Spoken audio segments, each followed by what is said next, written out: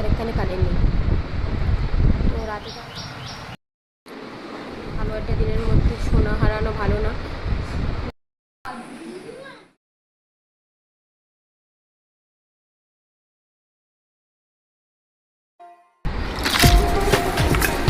Hello everyone, Suman পিয়াস ব্লগে সবাইকে স্বাগত। এখন বাজে হচ্ছে 6:30। 6টার সময় উঠেছি। এখন ঘরের সব কাজ করব, সবে বিছানা তোলা হলো, ঘর মুছবো, বাসন মাজবো, কাজ। ও সবচেয়ে বড় কথা যেটা, আজকে হচ্ছে জন্মাষ্টমী। তো জন্মাষ্টমী পুজো আছে বাড়িতে, যেহেতু গোপাল আছে, গোপালকে একটু সাজিয়ে দিতে হবে। সেরকমভাবে করবো না, কিন্তু যেহেতু আছে গোপাল, ঘরে দিতে হতে হবে, তাই আজকে একটু করি জন্মাষ্টমী।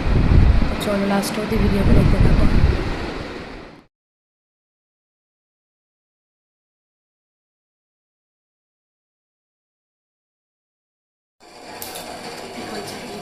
চা চা না খেলে মাথা যন্ত্রণা করে, আমারও মায়ের।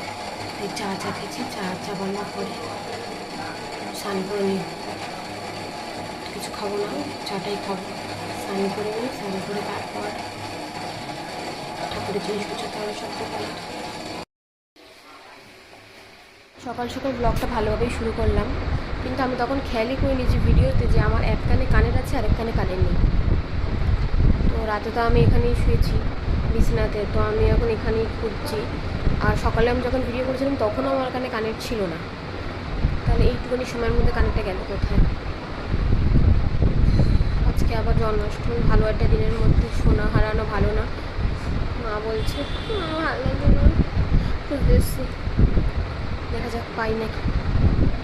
পেলেও জানাচ্ছি, আর না পেলেও জানাচ্ছি।